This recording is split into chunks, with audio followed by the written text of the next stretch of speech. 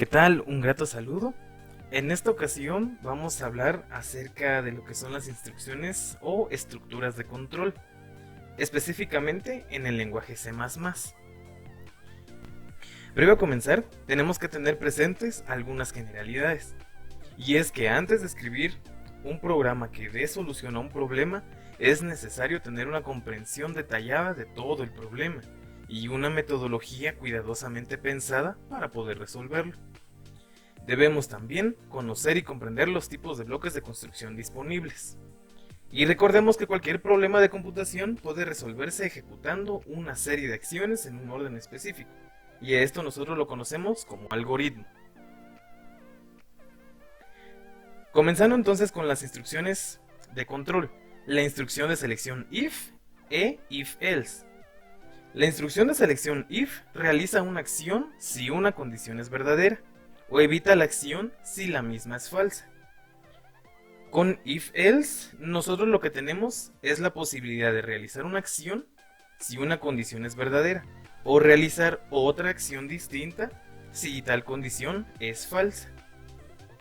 En comparación, if es una instrucción de selección múltiple, ya que selecciona o ignora una sola acción.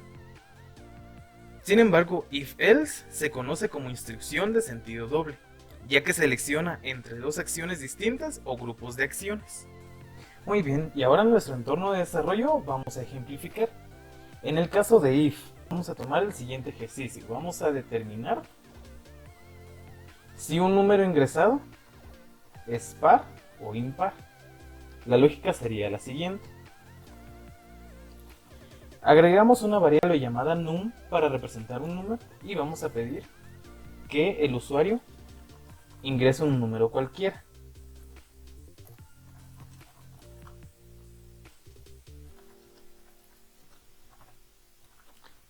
Depositamos lo que ingresa el usuario en la variable num y vamos a utilizar entonces lo que sería la instrucción de control if.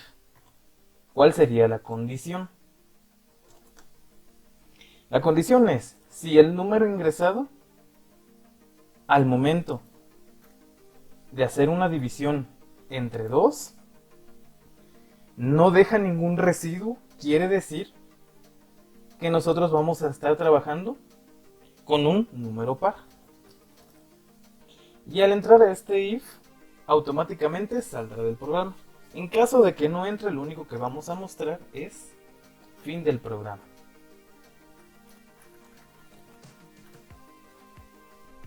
Muy bien, y aquí lo tenemos. Ingresa un número. En este caso yo voy a escribir ingresar el número 5. Y fin del programa. Quiere decir que al momento de realizar la operación en la condición que yo designé, si la división entre 2 no dejaba ningún residuo, entonces el número es par. Al no cumplirse, saltó tal ejecución y me llevó directamente a esta línea. Fin del programa.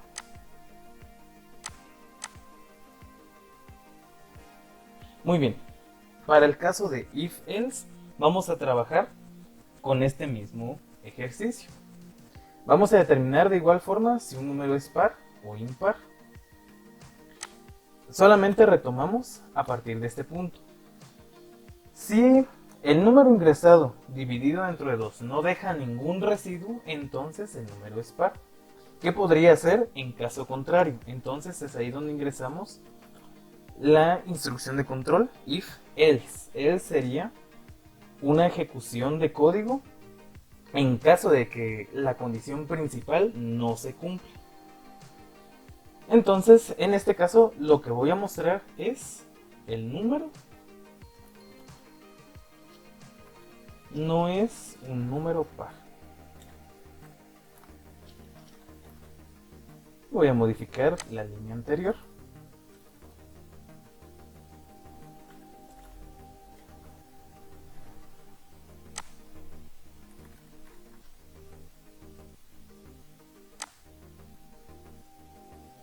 Y en cualquiera de ambos casos, al poderse ejecutar, o ya bien sea que el número ingresado es un número par, o no es un número par, también me va a ejecutar la línea fin del programa. Vamos a probarlo. Aquí lo tenemos, ingresemos un número cualquiera, en este caso voy a ingresar un número par, 18, y aquí me informa, 18 es un número par. Lo mismo debería de ocurrir al momento de ingresar un número impar. Y 15 no es un número impar. Esta es la condición que estamos manejando en este ejercicio al menos. La condición es if, le damos la lógica que nosotros queremos trabajar, nuestra condición. Y en caso de no cumplirse esa condición, podemos emplear ya sea else o simple y sencillamente saltarnos esa condición. Todo va a depender de lo que nosotros estemos buscando trabajar. La instrucción de selección switch. Esta instrucción se utiliza para realizar muchas acciones distintas, con base en los posibles valores de una variable o expresión. Cada acción se asocia con un valor de una expresión integral constante, es decir, una combinación entre constantes de tipo carácter y enteras que se evalúan como un valor entero. En resumen, solamente se evaluarían o ya sea valores de tipo carácter o enteras de acuerdo a lo que se tenga que manipular dentro del programa. Esta instrucción consiste en una serie de etiquetas case y un caso default opcional. Y para poder alterar el flujo de control de esta instrucción, se utilizan las instrucciones break. Para el caso de switch, en nuestro editor de código vamos a trabajar el siguiente ejercicio para poder representar una representación de las vocales con números del 1 al 5, puesto que solamente tenemos 5 vocales. Entonces lo trabajaríamos de la siguiente forma. Vamos a crear una variable llamada num para representar un número ingresado y le vamos a pedir al usuario que nos ingrese un número. Entonces las vocales están representadas del 1 al 5. Muy bien. Entonces ingrese un número y saldrá en pantalla la vocal que representa. Y ese valor ingresado lo vamos a almacenar en num, nuestra variable num. Ahora entonces, la instrucción de control switch. Switch, como hemos visto, va a tomar un valor y va a evaluar el contenido que se le ingrese a dicha variable o a dicho valor. En este caso, lo que a nosotros nos interesa evaluar es lo que el usuario ingresó en la variable num. Entonces, switch num quiere decir que de la variable num se van a evaluar posibles casos. Y entonces entra lo que serían las etiquetas case. Case, es decir, en caso de, vamos a evaluar si num tiene el valor 1. Es decir, entonces, que case lo que evaluará es un valor. Esto podría ser dependiendo de lo que nosotros estamos buscando resolver. Podría ser un número, podría ser una letra, podría ser un string. Pueden ser diferentes valores de acuerdo a lo que nosotros estemos trabajando, dependiendo de lo que nosotros estemos trabajando.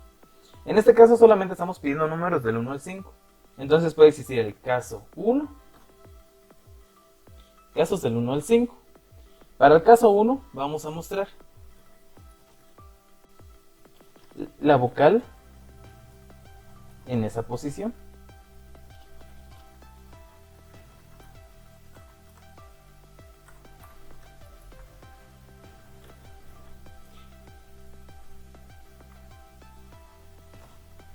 Vamos a mostrar, entonces, para el caso 1, la vocal en esta posición es la A. O sea, asociando entonces cada número con cada vocal. El 1 sería la A, el 2 sería la E, el 3 sería la I, el 4 sería la O y el 5 sería la U. Al final de cada case, o sea, al final de cada etiqueta case que nosotros vayamos a trabajar, siempre tiene que terminarse con un break. Este break lo que determina es que hasta ese punto va a finalizar la ejecución del programa. Al haber entrado ya a case 1, en este caso, al final de este case se ejecuta break y se termina la ejecución del programa. Lo mismo sucederá con los otros casos. Muy bien, he adelantado aquí un poco y ya tenemos los 5 casos posibles para este ejercicio. Cada caso tiene lo que se le va a mostrar al usuario, el resultado, y cada caso cuenta con un break. Y este break, recordando siempre, es lo que determinará que el programa va a finalizar en este punto. Ahora bien, también existe lo que se conoce como caso default. Este caso generalmente es opcional. Sin embargo, como buena práctica podemos agregarlo en cada una de las ocasiones que nosotros vamos a utilizar switch para poder determinar algún caso extraordinario, es decir, algún caso que nosotros no tenemos contemplado dentro de la ejecución del programa. Por ejemplo, en este caso, si estamos pidiendo que se ingrese un número del 1 al 5, ¿qué podría pasar si se ingresa un número menor de 1 o un número mayor de 5? Entonces, esta etiqueta, este caso, sería así, sería un default. Default significaría en todo caso que si no entró a ninguno de los casos anteriores, entra directamente a este. Y lo que vamos a mostrar en este caso sería: el número ingresado es incorrecto. Terminamos con nuestro break. Y ahora sí, vamos a probar. Muy bien, ya tenemos aquí la ejecución de nuestro programa. Tenemos aquí también el código con nuestros casos. Y las vocales están representadas del 1 al 5. Ingresa un número. Muy bien, vamos a ingresar el número 2.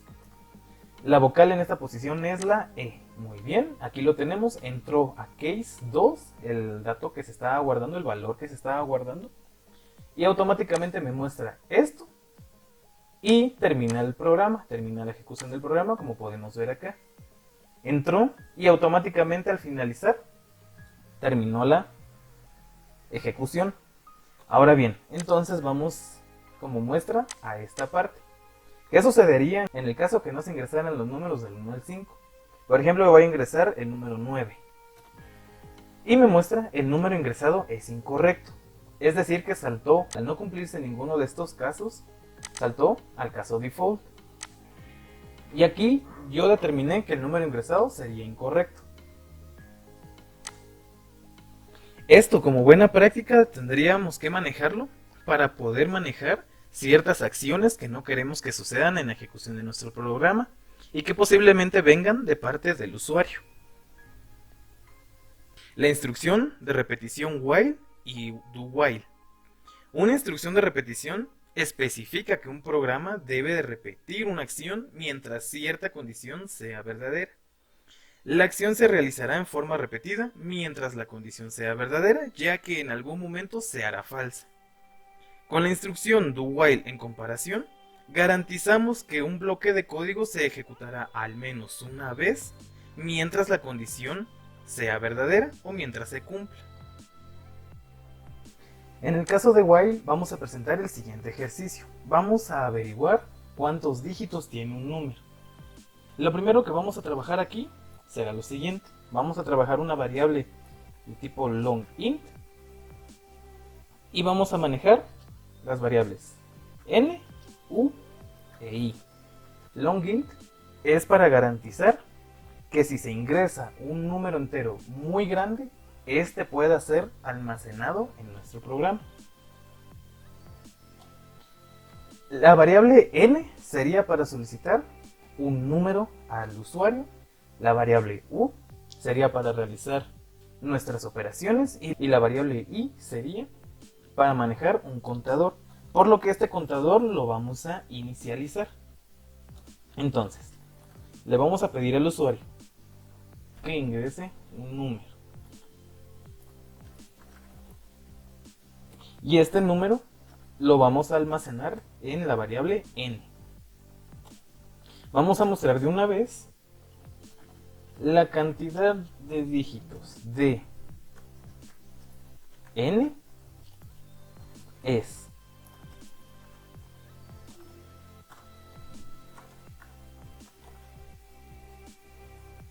y vamos entonces a ejecutar la instrucción de control while. While, recordemos que es una instrucción de repetición, por lo que se va a seguir repitiendo el bloque de código que tiene guardado, por lo que se va a seguir repitiendo el bloque de código que tiene asignado de acuerdo a una condición en específico. Entonces, mientras while, en este caso, mientras el número ingresado es mayor de 0, va a ejecutar lo siguiente. U va a tener el valor del número ingresado en módulo 10. Es decir, que se va a realizar una división entre 10 sin tomar en cuenta el residuo. Entonces n va a tener lo siguiente. Va a ser lo que tenga en ese momento menos u. Y su resultado lo vamos a dividir dentro de 10. Al ejecutar estas dos operaciones, le vamos a decir entonces ahí que vaya creciendo.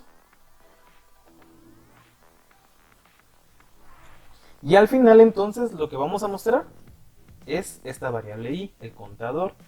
Porque este contador es el que a nosotros nos dirá cuántos dígitos tiene dicho número. Entonces, al irse ejecutando estas líneas de código, se va a ir iterando o repitiendo de acuerdo a lo que nosotros hemos planteado como condición, mientras n sea mayor de 0. Con cada iteración, n va a ir reduciendo su valor, en este caso. Y al no cumplirse en algún punto esta condición, saldrá del while y mostrará lo que nosotros querramos manejar. En este caso le estamos diciendo que con cada iteración se le aumente de 1 en 1 un valor a la variable i y que al final me muestre ese valor. Vamos a probar. Muy bien, aquí tenemos el programa y vamos a ingresar un número. Comenzamos con un número sencillo, por ejemplo el número 10. Y aquí lo tenemos, la cantidad de dígitos la cantidad de dígitos de 10 es, y me muestra 2. Este 2 es el resultado de haber iterado 2 veces estas líneas de código. Se realizaron estas operaciones y al final de haberse realizado y de reducir el valor de n, se le fue aumentando valores al contador. Ese contador es lo que a mí me dijo en ese momento cuántas veces entró a este ciclo y me muestra el resultado.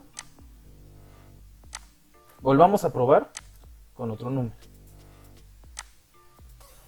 Por ejemplo, el número 1980. La cantidad de dígitos de 1980 es 4, exactamente. Aquí lo podemos corroborar.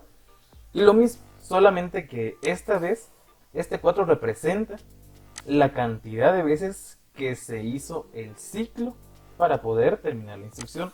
Es decir, que esto se repitió 4 veces y este contador aumentó 4 veces su valor. En el caso de do while, como decíamos, garantiza que al menos una vez se va a ejecutar una línea de código antes de poder iterarse, es decir, antes de poder repetirse. Y para este ejemplo, tengo el siguiente ejercicio. Un cliente de un banco realiza sucesivos retiros desde un cajero. Si este posee 1000 quetzales o dólares, lo que nosotros designemos, al inicio de las operaciones, escriba un programa que le permita retirar dinero mientras tenga fondos. Entonces vamos a trabajar este ejercicio. Vamos a comenzar por designar nuestras variables.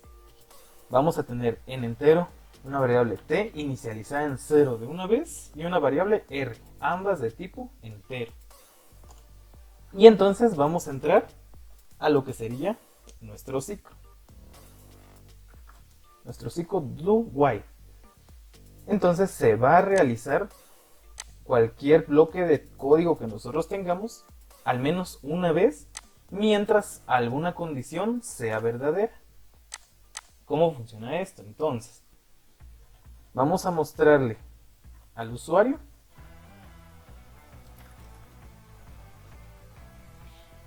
y le vamos a preguntar y le vamos a pedir cuánto dinero desea retirar. Recordemos que tenemos siempre los $1000 o quetzales disponibles. Sería, ¿cuánto dinero desea retirar? Esa cantidad la vamos a almacenar en R. Y entonces, lo que va a suceder es que en ese momento, en T, vamos a almacenar las cantidades que se van a ir guardando en R. Es decir, como esto se va a ciclar, se va a repetir, el programa se va a detener hasta que ya no exista ningún fondo para realizar operaciones, tal y como nos lo plantea el ejercicio. Entonces T va a tomar lo que tenga y le va a agregar lo que es el ingreso, es decir, R. Entonces esto se va a seguir repitiendo nuevamente hasta que ya el valor de T sobrepase lo que serían los $1000 o quetzales. Y eso como lo designamos, como lo definimos. Entonces, que estas líneas de código se repitan mientras T sea mayor o igual a 1000. Cuando esta condición deje de ser verdadera, es decir, que ya no sea ni mayor ni igual a 1000, va a salirse del programa. Y entonces a T le vamos a reducir lo que tiene en ese momento con lo que traiga R. Y le vamos a mostrar al usuario. Ya no puede retirar la cantidad de... Vamos a mostrar la cantidad que quiere retirar en ese momento, porque tan solo le queda un saldo de... Y vamos a mostrar la diferencia de los 1000 originales menos lo que se fue gastando. Y aquí estamos. Y vamos a probar entonces. Ahí estamos. Recordemos y asumamos que tenemos de por sí ya 1000. 1000 en esta cuenta. ¿Cuánto dinero desea retirar? Bueno, en esta vez voy a retirar 50, luego voy a retirar 500, luego 400 y ahora voy a retirar 100. Ahí está. Ya no puede retirar la cantidad de 100 porque tan solo me queda un saldo de 50. Es decir, que esta línea de código se ejecutó, si pudimos observar, al menos una vez y se fue ciclando mientras nuestra condición fue verdadera. Al ya no cumplirse, entonces hicimos la resta de lo que tenía T con lo que se traía de R, y al ya no existir más del monto solicitado, entonces mostrábamos el mensaje: ya no se puede retirar la cantidad de, porque tan solo queda un saldo de y la diferencia de lo que tiene actualmente. Y aquí lo tenemos, ya no se puede retirar la cantidad de 100, que fue la última, porque tan solo le queda un saldo de 50.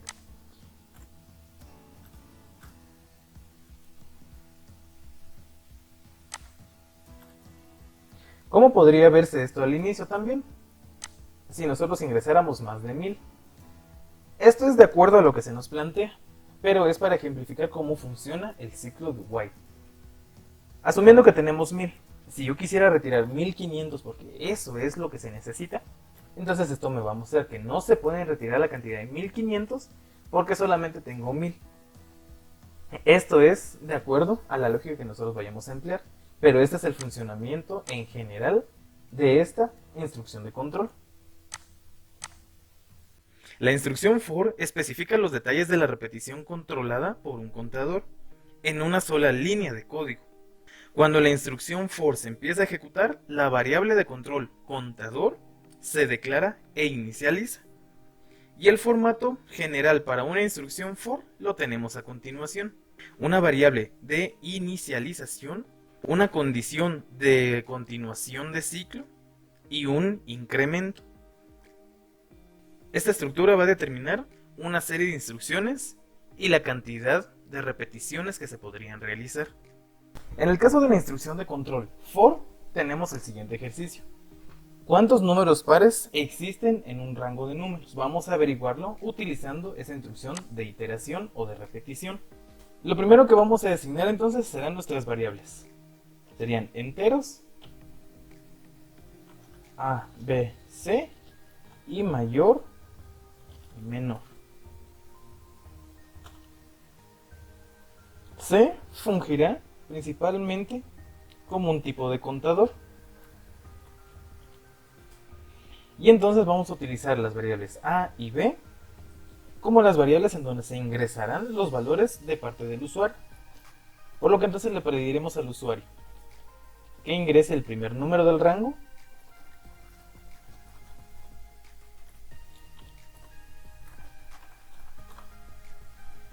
y lo almacenaremos en nuestra variable A. Posterior entonces pediremos que ingrese el segundo número de nuestro rango y lo almacenaremos en la variable B. Vamos a dejar un espacio y entonces vamos a aplicar también una instrucción de control, que sería en este caso condiciones como if. La vamos a aplicar para el siguiente caso. Si el número del rango que ingresan, el primer número, es mayor al segundo rango,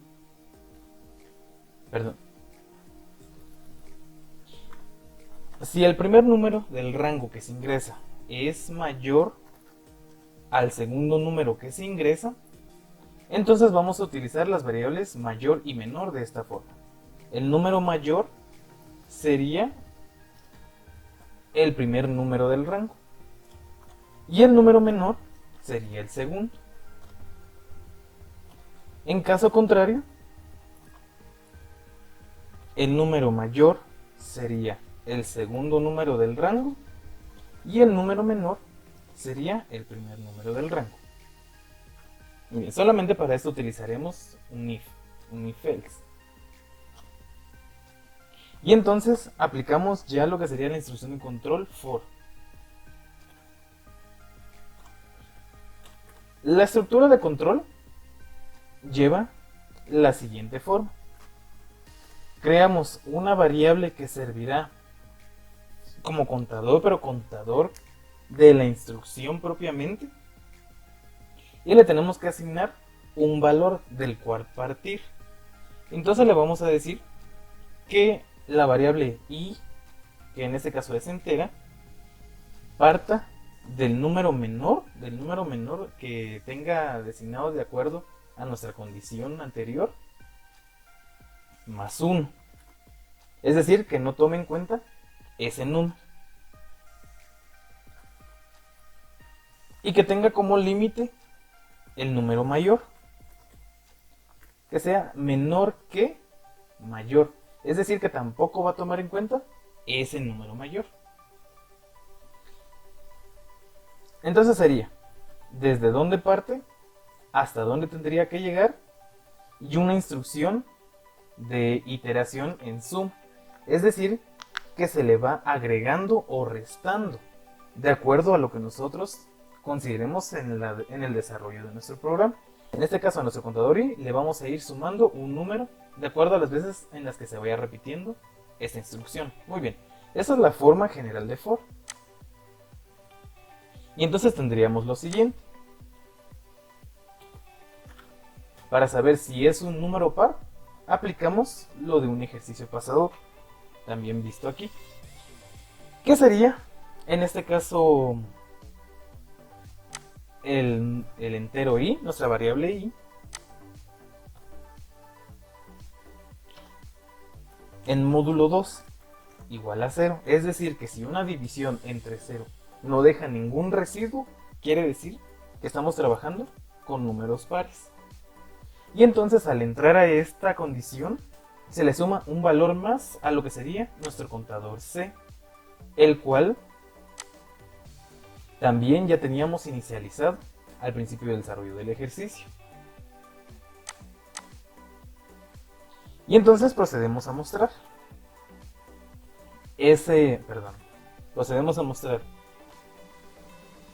el número en el que está la posición, digamos, es decir, si posición 1, posición 2, posición 3, etc.